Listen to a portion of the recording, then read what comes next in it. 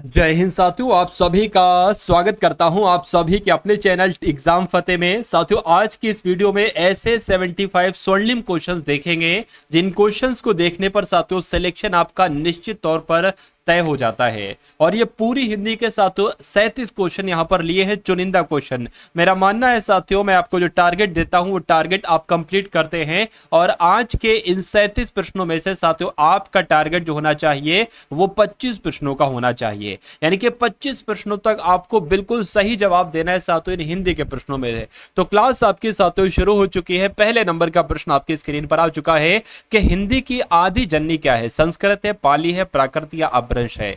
तो अगर आपका उत्तर साथियों संस्कृत है तो बिल्कुल करेक्ट है। उसके बाद देखिए कि दो समीपवर्ती वर्णों के मेल से जो विकार यानी कि जो परिवर्तन साथियों पैदा होता है उसको क्या कहा जाता है, मुझे बताइए। देखिए उसको क्या कहा जाता है, तो आप लोग ध्यान रखेंगे, उसको संधि कहा जाता है। यानी कि अगर दो समीपवर्ती वर्णों का मेल से जो परिवर्तन पैदा हो रहा है उसको साथियों संधि कहा जाएगा। बहुत टॉप लेवल का ये क्वेश्चन था। उसके बाद देखिए आजन्म में कौन सा समास है, मैं आपको बता देता हूं। अगर किसी भी शब्द में आपको पहला पद दिख जाए साथियों बड़ा आ, तो वहां पर हमेशा कौन सा समास होता है साथियों? वहां पर हमेशा अव्ययी भाव समास होता है। कौन सा समास होता है? अव्ययी भाव समास होता है। तो जिनका भी आंसर, जो लोग भी यहां पर ऑप्शन नंबर सी के साथ है तो बिल्कुल करेक्ट है। इनमें से अल्प विराम साथियों कौन सा है, मुझे बताइए। देखिए अगर बात करें साथियों अल्प विराम की, तो जो ऑप्शन नंबर बी में लिखा हुआ है ना इस टाइप से, ये आपका अल्प विराम ही होता है, ठीक है ना। उसके बाद देखिए अगला प्रश्न यहां पर अगर बात करें साथियों, विलोम आपसे पूछा जा रहा है अभद्र का। क्या कि नीचे लिखे प्रत्येक शब्द के आगे 4 विकल्प दिए गए हैं, दिए गए शब्द के लिए विकल्पों का सही शब्द का चयन करें, ठीक है ना। तो अभद्र का साथियों विलोम क्या हो जाएगा? भद्र हो जाएगा। बहुत अच्छा क्वेश्चन, बहुत आसान क्वेश्चन, आंसर आपका जाएगा ए के साथ। उसके बाद देखिए बिना पलक झपाए, इसके लिए अगर मैं आपसे एक शब्द पूछूं या एग्जाम में आपसे इसके बारे में पूछा जाए कि बिना पलक झपाए, इसके लिए एक शब्द क्या होगा, तो निर्निमेष हो जाएगा। क्या हो जाएगा साथियों? निर्निमेष हो जाएगा। राइट आंसर आपका जाएगा सी के साथ। भाई बहुत बढ़िया, वेरी गुड क्लास। उसके बाद देखिए साथियों प्राणदा की अगर बात करते हैं, इसके लिए अनेक शब्द है। यानी कि प्राणदा साथियों किसको कहा जाएगा, मुझे बताइए। देखिए प्राण रहने का मंत्र को कहेंगे प्राणदा? नहीं। जीवन देने वाली दवा को कहेंगे प्राणदा? बिल्कुल साथियों, प्राणदा किसे कहा जाएगा? जीवन देने वाली दवा को क्या कहा जाएगा?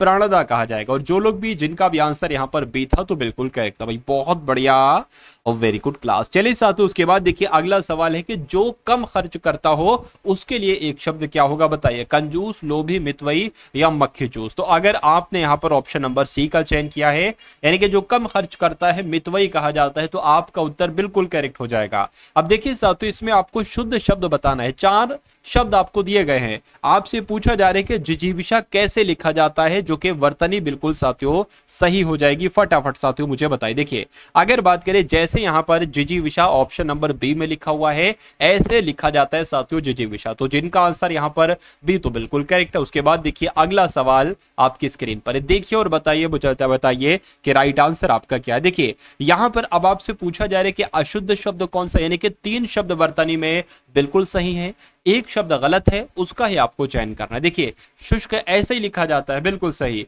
सूची ऐसे ही लिखा जाता है और यानी भी ऐसे लिखा जाता है, ये यानी हो जाएगा जो कि गलत है। यानी ऐसे लिखा जाता है, ऐसे नहीं। तो कुल मिला के अगर आपका उत्तर यहां पर है ऑप्शन नंबर ए के साथ तो बिल्कुल करेक्ट है। साथियों अगर आप चाहते हैं कि बहुत आसानी से आप अपने यूपी पुलिस कांस्टेबल के एग्जाम को पास करें, तो साथियों आपको एक पीडीएफ यहां पर दी जा रही, आप लोग देख पा रहे होंगे साथियों। यहां पर जब हम इस पीडीएफ की बात करते हैं ना, तो साथियों आप लोग देख पा रहे हैं यहां पर आपके सामने जो भी है पीडीएफ की शिफ्ट लिखी है, जैसे कि यहां पर आपके सामने लिखी हुई आप लोग देख पा रहे हैं। पहला shift Uttar Pradesh police constable solve paper 18 फरवरी 2024, यानी कि अभी कुछ दिन पहले, कुछ महीनों पहले जो 18 फरवरी को 2 शिफ्ट हुई थी, 17 फरवरी की 2 शिफ्ट हुई थी यूपी पुलिस कांस्टेबल की, उसका आपको सॉल्यूशन दिया जाए। यानी कि जैसा पेपर आया था वैसे ही पेपर होगा और उसके सॉल्यूशन होंगे, यानी कि मैथ के सॉल्यूशन होंगे, जीके जीएस के सॉल्यूशन होंगे, हिंदी का सॉल्यूशन होगा, रीजनिंग का सॉल्यूशन होगा। उससे पहले 2020 में जो आपका यूपी पुलिस जेल वार्डर का पेपर हुआ था उसका सॉल्यूशन मिलेगा। जो 2019 में साथियों शिफ्ट हुई थी, 2018 में शिफ्ट हुई थी, कुल मिला के साथियों 2006 से लेकर 2024 तक की सभी शिफ्टों का हल आपको साथियों दिया दिया जा रहा है। सिर्फ और सिर्फ कितने रुपए में, मैं आपको बता देता हूं साथियों, सिर्फ और सिर्फ 25 रुपए में साथियों आपको दिया जा रहा है। तो अगर आप साथियों अपने एग्जाम को वाकई में क्रैक करना चाहते हैं तो आप क्या करेंगे साथियों, डिस्क्रिप्शन में लिंक है, वहां से जाकर आप इस पीडीएफ को बहुत आसानी से प्राप्त कर सकते हैं। सिर्फ 25 रुपए में साथियों ये पीडीएफ आपको दी जा रही है। चलिए, उसके अलावा अगर बात करते हैं साथियों, 20 रुपए में आपको प्रैक्टिस सेट दिया जा रहा है, जो कि 10 प्रैक्टिस सेट उसमें होंगे, बहुत शानदार प्रैक्टिस सेट है। और 25 रुपए में ये पीडीएफ आपको दी जा रही है। दोनों साथियों 45 रुपीज का पेमेंट करके साथियों आप इन दोनों पीडीएफ को ले सकते हैं और अपने एग्जाम को बहुत आसानी से क्रैक कर सकते हैं। चलिए अब साथियों बढ़ते हैं हम लोग इस प्रश्न की तरफ। यहां पर अगर बात करें हम लोग कि आंधा पाओ आंखों तो पतियाए, इसका मतलब क्या है, ये कुल मिला के आपसे यहां पर पूछा जा रहा है, बताइए। चलिए, तो यहां पर अगर बात करें अभिष्ट की प्राप्ति होने पर विश्वास का जमना, इसका मतलब होता है। तो अगर आपके एग्जाम में सवाल आ जाए तो मैं उम्मीद करूंगा कि बहुत आसानी से आप लोग इस सवाल को कर देंगे। उसके बाद देखिए साथियों, हिंदी काव्य रसों की कुल संख्या कितनी मानी गई है। तो हिंदी काव्य रसों की कुल संख्या कितनी मानी गई है, 9 मानी गई है, ये आपको मालूम होना चाहिए। उसके बाद देखिए, जिस छंद में 4 चरण और प्रत्येक चरण में 16 मात्राएं होती हैं उसको क्या कहा जाता है। तो वो तो साथियों चौपाई छंद होता है। क्या होता है, चौपाई छंद होता है। राइट आंसर आपका जाएगा डी के साथ।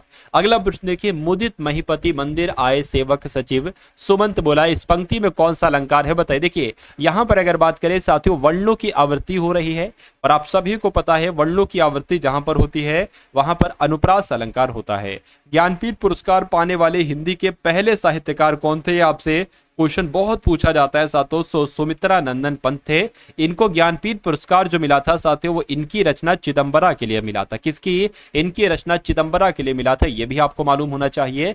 विनय पत्रिका के रचयिता कौन है साथियों, तो विनय पत्रिका के रचयिता कौन है, तुलसीदास है। कौन है साथियों, तुलसीदास है भाई, जिनका भी आंसर यहाँ पर सी तो बिल्कुल करेक्ट है।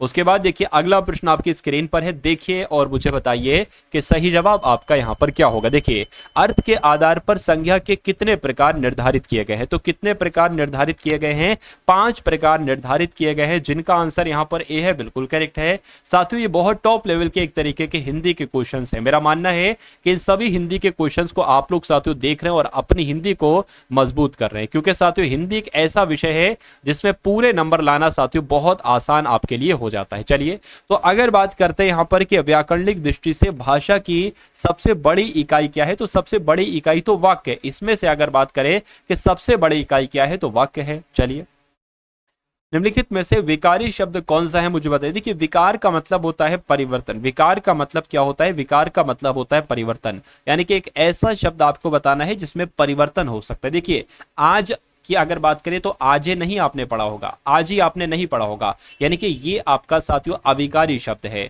इधर की बात करें तो अविकारी शब्द है, परंतु भी अविकारी शब्द है, यानी कि इन शब्दों में परिवर्तन नहीं हो सकता। लेकिन लड़कों की अगर बात करें, लड़कों हो जाएगा, लड़के हो जाएगा, इसमें परिवर्तन हो सकता है, यानी कि ये आपका विकारी शब्द हो जाएगा। उसके बाद देखिए अन्वेषण की अगर बात करें, शुद्ध संधि विच्छेद मुझे बताइए। इसमें अगर बात करें कौन सी संधि है, तो इसमें यण संधि है। और इसका संधि विच्छेद की बात करें तो अनुधन एषण, अनुधन एषण क्या हो जाएगा, इसका संधि विच्छेद हो जाएगा। पथभ्रष्ट की अगर बात करें, इसमें कौन सा समास है साथियों बताइए। तो इसमें आपका कौन, देखिए पथ से भ्रष्ट, तो इसमें आपका तत्पुरुष समास हो जाएगा। कौन सा समास, तत्पुरुष समास। उसके बाद देखिए निम्नलिखित में से कौन सा शब्द बहुब्रीहि समास का उदाहरण है। तो बहुब्रीहि समास की अगर बात करते हैं तो दशानन, यहां पर अगर बात करें तो दशानन में साथियों कौन सा समास है, दशानन में साथियों आपका बहुब्रीहि समास है। तो जो लोग भी यहां पर ऑप्शन नंबर बी के साथ है तो बिल्कुल करेक्ट है। उसके बाद देखिए साथियों अगला सवाल है, यहां पर अगर बात करें कि इतन मुरारी में कौन सा व्यंजन है, यानी कि कौन सी संधि है बताइए। देखिए जब इसका साथियों संधि विच्छेद करेंगे तो इसकी संधि विच्छेद कुछ इस प्रकार से होगी, एतत धन मुरारी हो जाएगा। क्या हो जाएगा, एतत धन मुरारी हो जाएगा। और संधि की अगर बात करें तो व्यंजन संधि इसमें हो जाएगी, यानी कि जिनका आंसर यहां पर ए था तो बिल्कुल करेक्ट था। चलिए उसके बाद देखिए साथियों अगले नंबर का सवाल आपकी स्क्रीन पर है, देखिए और बताइए मुझे कि सही जवाब क्या होगा। यहां पर अस्ताचल का आपसे विलोम पूछा जा रहा है। क्या अस्ताचल की अगर बात करते हैं कि अस्ताचल, देखिए अस्त का विलोम क्या होता है, उदय होता है। जैसे कि सूर्य अस्त, सूर्य उदय, तो अस्त का विलोम क्या हो गया, उदय हो गया। उसी प्रकार अस्त आचल लिखा हुआ है तो उदय आचल हो जाएगा, यानी कि अस्ताचल का विलोम हो जाएगा उदयाचल और उदयाचल का विलोम हो जाएगा अस्ताचल। अगला प्रश्न कि खाने की इच्छा के लिए अगर मैं आपसे एक शब्द पूछूं तो आप क्या बताएंगे। तो खाने की इच्छा को साथियों बुभुक्षा कहा जाता है। क्या कहा जाता है, बुभुक्षा कहा जाता है। अगला प्रश्न देखिए, भविष्य में होने वाले के लिए एक शब्द साथियों क्या हो सकता है बताइए। जैसे अगर मैं आपकी बात करूं ना तो आप क्या हो, आप एक साथियों भावी कांस्टेबल हो। आप क्या हो साथियों, आप एक भावी कांस्टेबल हो, यानी कि भविष्य में बनने वाले आप एक कांस्टेबल हो। तो राइट आंसर अगर आपका है ऑप्शन नंबर ए तो बिल्कुल करेक्ट है। जिसकी कोई उपमा ना दी जा सके उसके लिए एक शब्द क्या होगा बताइए। तो उसको तो अनुपम कहा जाता है। क्या कहा जाता है साथियों, जिसकी कोई उपमा ना दी जा सके उसको अनुपम कहा जाता है। वर्तनी की दृष्टि से शुद्ध शब्द सही, यानी कि सही शब्द कौन सा, यानी कि सन्यासी आपको बताने कैसे लिखा जाता है। देखिए आप दो तरीके से सन्यासी लिख सकते हैं।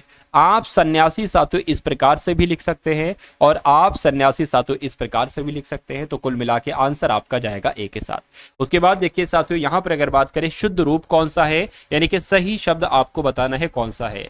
तो हतोत्साहित साथियों यहां पर लिखा है तो ये तो गलत है एक तरीके से।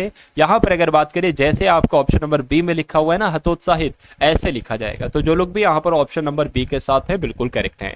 राम नाम जपना पराया माल अपना, इसका मतलब क्या होता है बताइए। तो इसका मतलब साथियों क्या होता है बताने की कोशिश कीजिए। अगर बात करें साथियों दान करना, सर्वज्ञ करना, धोखे से धन जमा करना, बिल्कुल, यानी कि राम नाम जपना पराया माल अपना, धोखे से धन जमा करना, आंसर आपका सी के साथ जाएगा। चोर की दाढ़ी में तिनका, इसका मतलब क्या होता है मुझे बताइए। कि चोर आडंबर दिखाता है, चोर साधारण जन से अधिक दान करता है, अपराधी सदा शंका से घिरा रहता है। बिल्कुल, जो अपराधी है साथियों वो शंका से घिरा रहेगा, यानी कि चोर की दाढ़ी में तिनका, आंसर आपका सी के साथ। उत्साह स्थायी भाव से किस रस की निष्पत्ति होती है बताइए। तो किस रस की, देखिए उत्साह की अगर बात करते हैं तो यहाँ पर वीर रस आपका आंसर आ जाएगा। यानी कि उत्साह स्थायी भाव से किस रस की उत्पत्ति होती है, तो वीर रस की साथियों उत्पत्ति होती है। छंद शास्त्र के आदि प्रणेता कौन है बताइए। तो छंद शास्त्र के आदि प्रणेता कौन है, पिंगल है। क्या नाम है, पिंगल ऋषि इनका नाम है। दोनों बातें आप लोग ध्यान रखेंगे। तीन बेर खाते, देखिए पिंगल भी कभी कभी आ जाता है या पिंगल ऋषि आ जाए, तो ये दोनों बातें आप लोग ध्यान रखेंगे। उसके बाद देखिए तीन बेर खाती, तो वे तीन बेर खाती, पंक्ति में अलंकार कौन सा। अगर कभी भी शब्दों की आवृत्ति हो जाए तो वहां पर यमक अलंकार होगा, और यहां पर आप लोग देख पा रहे हैं कि शब्दों की आवृत्ति हुई है। उसके बाद देखिए चरण कमल बंदव हरिराई, इसमें अलंकार कौन सा है बताइए। तो यहां पर अगर बात करते हैं साथियों कि इस पे कौन सा अलंकार है, तो इसमें रूपक अलंकार है। कौन सा अलंकार है साथियों, रूपक अलंकार है, आपको मालूम होना चाहिए। उसके बाद देखिए मानस का हंस, इसके लेखक कौन है। तो मानस के हंस इसके लेखक कौन है साथियों, अमृतलाल नागर इसके लेखक हैं। आंसर आपका जो जाएगा वो डी के साथ जाएगा। वर्णों का समूह जिससे कोई निश्चित अर्थ निकलता हो उसको क्या कहा जाता है बताइए। तो उसको क्या कहा जाता है, उसको शब्द कहा जाए, यानी कि वर्णों का एक ऐसा समूह जिसका कुछ मतलब होना चाहिए उसको शब्द कहते हैं। उसके बाद देखिए अगला सवाल आपकी स्क्रीन पर है कि निम्नलिखित में से ऋण शब्द मुझे बताइए इसमें से कौन सा है। देखिए यहां पर अगर बात करें कि ऋण शब्द कौन सा है, तो जो कमल शब्द है ना ये आपका ऋण शब्द हो जाएगा। उसके बाद देखिए अगले नंबर का प्रश्न आपकी स्क्रीन पर है, अजंता की चित्रकला की विषय वस्तु इनमें से किससे संबंधित। तो अब साथियों आपके सामने सामान्य ज्ञान के क्वेश्चन शुरू हो चुके हैं।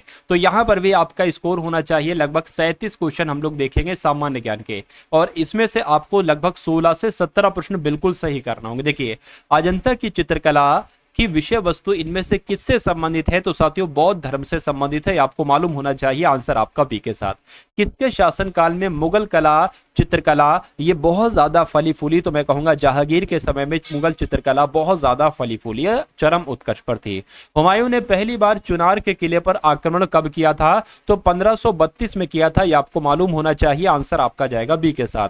उसके बाद देखिए शेरशाह को कहां पर दफनाया गया था, तो बिहार के सासाराम में साथियों शेरशाह को दफनाया गया था। जो लोग भी यहां पर हैं ऑप्शन नंबर बी के साथ तो बिल्कुल करेक्ट है। चलिए उसके बाद देखिए वायु प्रदूषण का कारण क्या होता है बताइए मुझे। वायु प्रदूषण की अगर हम बात करते हैं तो धुआं की अगर बात करें ना, धुआं जो होता है ना ये वायु प्रदूषण का एक तरीके से कारक होता है, कारण है। चलिए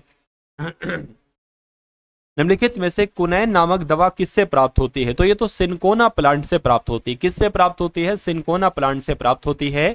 उसके बाद देखिए 71% का तल ढका हुआ है, तो किससे ढका हुआ है? मैं कहूंगा जल से ढका हुआ है, ठीक है ना। तो आंसर अगर आप कहे ऑप्शन नंबर सी के साथ तो बिल्कुल करेक्ट है। उसके बाद देखिए विश्व में जल संकट का प्रमुख कारण क्या है? तो नगरीकरण एवं भूमिगत जल का दोहन, बिल्कुल साथियों विश्व में जल संकट का एक प्रमुख कारण है। सही जवाब आपका जाएगा ए के साथ। इंसुलिन की रासायनिक प्रकृति क्या होती है बताइए? तो अगर बात करते हैं साथियों प्रोटीन होती है, तो बिल्कुल प्रोटीन होती है इंसुलिन की रासायनिक प्रकृति। उसके बाद देखिए कि मानव रुधिर वर्ग की खोज सबसे पहले किस वैज्ञानिक ने की थी? तो साथियों किसने की थी? लैंडस्टीनर ने की थी। इनका नाम आप लोग ध्यान रखेंगे, क्यों? क्योंकि ब्लड ग्रुप्स की अगर बात करें तो ब्लड ग्रुप्स की खोज साथियों किसने की थी? तो लैंडस्टीनर ने की थी। बात आपको मालूम होना चाहिए भाई, बहुत बढ़िया, वेरी गुड क्लास। प्याज, आलू, अदरक ये क्या है? जड़ है, तने हैं, शल्क पत्र है, अपस्थानिक जड़ें हैं? चलिए, तो ये साथियों तने हैं। ये क्या है? ये तने हैं। प्याज भी है, आलू भी है, अदरक भी है, तना है। राष्ट्रीय गीत का रचयिता साथियों कौन है? तो बंकिम चंद्र चट्टोपाध्याय की अगर बात करें तो राष्ट्रीय गीत के रचयिता यही है। साथियों सुपर फास्ट तरीके से हम लोग चल रहे हैं, यानी कि कम समय में ज्यादा से ज्यादा क्वेश्चंस आप लोग यहाँ पर देखेंगे। भारत में प्रथम बायोगैस संयंत्र कहां पर स्थापित हुआ? तो पिलानी में स्थापित हुआ। उसके बाद देखिए साथियों डेसिबल निम्नलिखित में से किसे मापने की इकाई है? तो डेसिबल साथियों ध्वनि को मापने की इकाई है। किसे? ध्वनि को मापने की इकाई है। मानचित्र पढ़ने के लिए आवश्यक कौशल इसमें से साथियों मतलब आवश्यक कौशल में शामिल हैं। स्थान, दूरी, दिशाओं की सापेक्ष स्थिति को समझने की योग्यता। तो बिल्कुल सही साथियों, पहला वाला पढ़ा और पहला वाला ही आपका बिल्कुल सही जवाब हो गया। उसके बाद देखिए जनसंख्या के आकार के अनुसार बृहत्तम महाद्वीप कौन सा है? यानी कि जनसंख्या के हिसाब से सबसे बड़ा महाद्वीप जो है वो एशिया महाद्वीप है, ये आप लोग ध्यान रखेंगे। और भारत जो है वो कौन से महाद्वीप में है? वो एशिया महाद्वीप में ही है।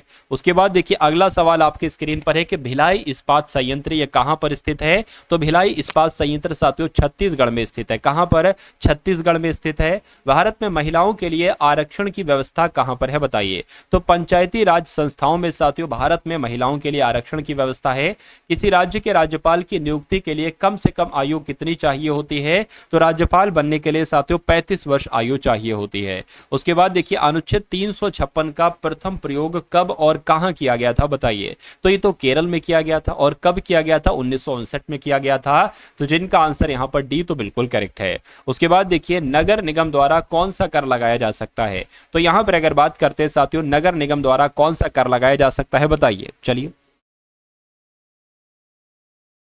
चलिए साथियों, तो यहां पर अगर बात करें साथियों, ठीक है ना, चुंगी कर, गृह कर, मनोरंजन कर, तो चुंगी कर लगाया जा सकता है। उसके बाद देखिए कि हाल ही में किस देश ने ऑब्स्टेट्रिक फिस्टुला स्ट्रेटेजिक प्लान का अनावरण किया है? किसने किया है साथियों? जाम्बिया देश ने किया है। बात आपको मालूम होना चाहिए।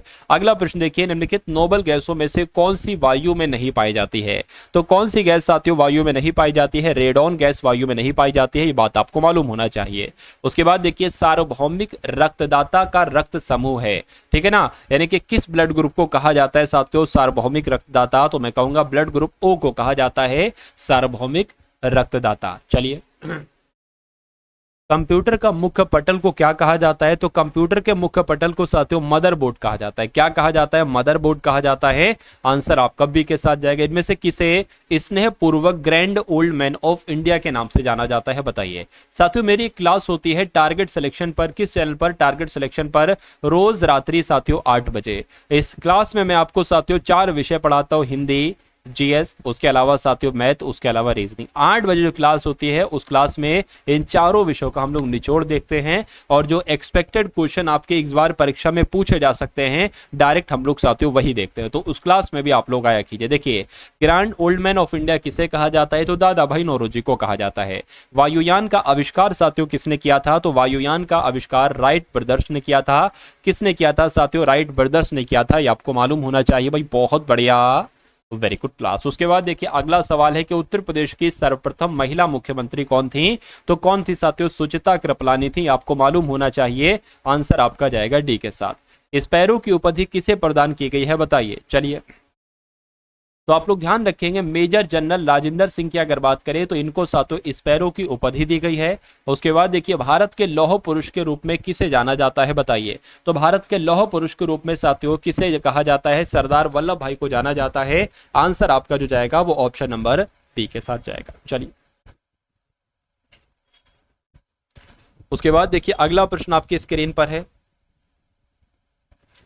निम्नलिखित नेताओं में से किसका जन्मदिन भारत में शिक्षक दिवस के रूप में मनाया जाता है? तो यहाँ पर आपका राइट आंसर जो जाएगा वो डॉक्टर एस राधा कृष्ण के साथ जाएगा, यानी कि इनको ही साथियों इनके जन्मदिन भारत में शिक्षक दिवस के रूप में मनाया जाता है इनका जन्मदिन। उसके बाद देखिए अंटार्कटिका पर पैर रखने वाला पहला भारतीय कौन था? तो क्या नाम था साथियों इनका नाम क्या था साथियों? आप लोग ध्यान रखेंगे, जी.एस. सिरोही इनका नाम था। आंसर आपका बी के साथ। उसके बाद देखिए भारत के सर्वप्रथम गवर्नर जनरल कौन थे बताइए? यानी कि भारत के सबसे पहले गवर्नर जनरल जो थे वो चक्रवर्ती राजगोपालाचारी थे। कौन थे साथियों? वो चक्रवर्ती राजगोपालाचारी थे। आंसर आपका बी के साथ जाएगा। उसके बाद देखिए अगला प्रश्न है, श्रीलंका के ऋण पुनर्गठन कार्यक्रम का समर्थन करने वाला पहला देश कौन सा था? तो अपना भारत था। राइट आंसर आपका जाएगा सी के साथ। भारत और किस देश के बीच युद्ध अभ्यास संगम आयोजित हुआ? तो ये तो भारत और किस देश के बीच हुआ? ये भारत और यूएसए के बीच हुआ, जिसका नाम है संगम युद्ध अभ्यास। उसके बाद देखिए नोबेल पुरस्कार सम्मानित रविन्द्रनाथ टैगोर का जन्मदिवस किस तिथि पर मनाया जाता है? तो साथियों 7 मई पर मनाया जाता है। ये भी आप लोग ध्यान रखेंगे। राइट आंसर आपका जाएगा सी के साथ।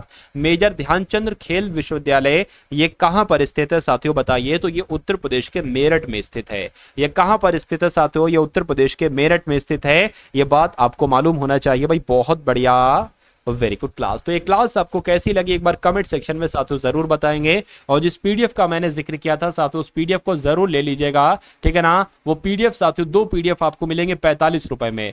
डिस्क्रिप्शन में एक लिंक है, वहां पर पीडीएफ प्राप्त करने का लिंक है, उस पर क्लिक करेंगे तो व्हाट्सएप पर आप पहुंच जाएंगे डायरेक्ट।